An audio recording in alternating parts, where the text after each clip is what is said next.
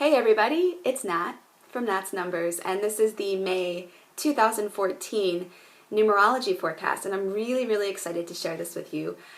This month is a 3 universal month, and the 3 is known as the archetype of the eternal child, the optimist, the artist, the performer. In numerology, the 3 is considered one of the luckiest numbers to have a relationship with. So let's all take a deep breath and realize that there's going to be a certain element of reprieve this month from the intensity of the last 2 months of March and April. So the reason why the 3 is known as being really lucky is because the 3 asks us to tap into our own personal joy.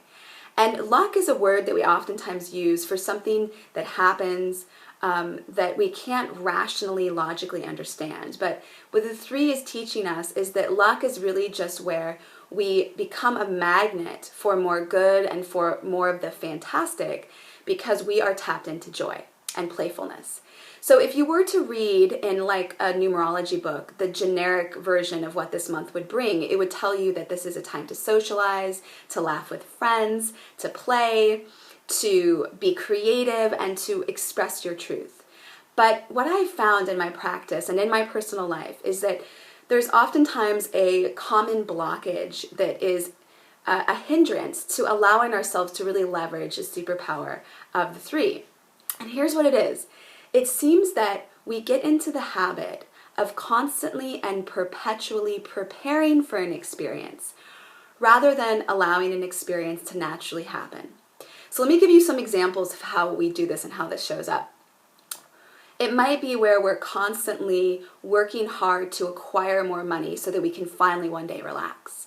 It might be that we're shopping and we're addicted to acquiring goods because we're trying to manufacture a persona to then create an experience. So that physical thing that we're buying becomes the middleman that is a condition to have an experience. This year especially, one of the common themes is going to be seeking out more knowledge, more education, more studying and more training so that we can then feel like we finally have enough knowledge to be an expert, that we finally have enough expertise to step out into our chosen passion, our chosen profession. So another way that we might do this is by trying to lose weight, trying to tone our body, to get a bikini body, getting more youthful skin, that type of thing. That we are trying to change our physicality before we can then feel like we can get attention, we can get accolades, we can get love, and before we can step out into the world and truly feel confident and be who we really are. So those are some examples of the way that we will perpetually prepare and never allow ourselves to get to the place of having an experience. And so the 3 universal month of May is trying to give us permission to have an experience without a middleman, without limitations, without self-imposed conditions. Now, a lot of people think that this 3 energy is of the eternal child, that it's reckless, that it's naive, that it's ignorant, might even be unintelligent and irresponsible. And you'll know if that's you if you find that when you are around people that are happy and silly, that you judge them. You'll find that if you're uncomfortable around children, then you know to some degree you're not embracing this 3 archetype and that you are not tapping into the luck and good fortune that is available to the 3. Now listen, pragmatism is important. So it's really important to understand that getting down into the details and making sure that things are solid and that things are stable, I understand the validity of that. But what numerology teaches us is that each archetype, each number has its sequence and its power, and the 3 comes before the 4. The 3 wants you to experience, to feel, to go out in the world and have an experience, so that you can then make strategic, informed decisions when you move into June, which is a 4 universal month, a month of grounding things down, a month of getting into the details.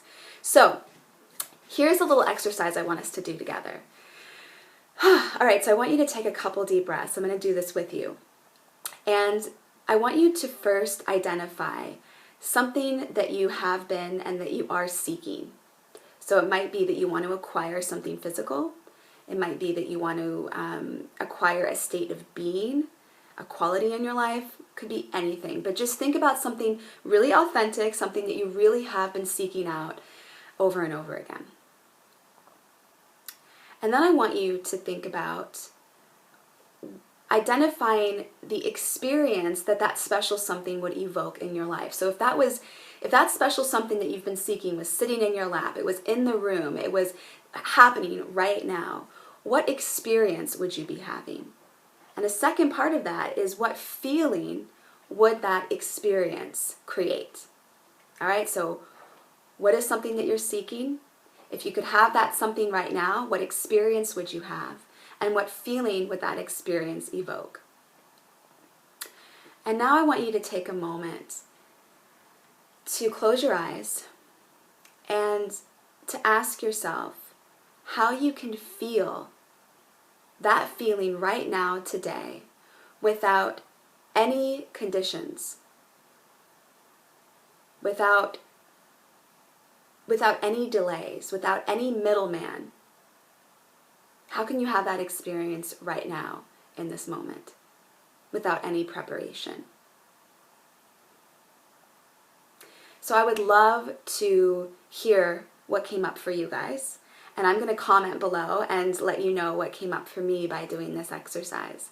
So I encourage all of you to please comment, rate the video, let me know what you think. And let's all tap into the silly, playful side of ourselves and allow ourselves to just have the experience that we desire right now without needing to get all of our ducks in a row. Hope you have a great month ahead, and I'll talk with you soon.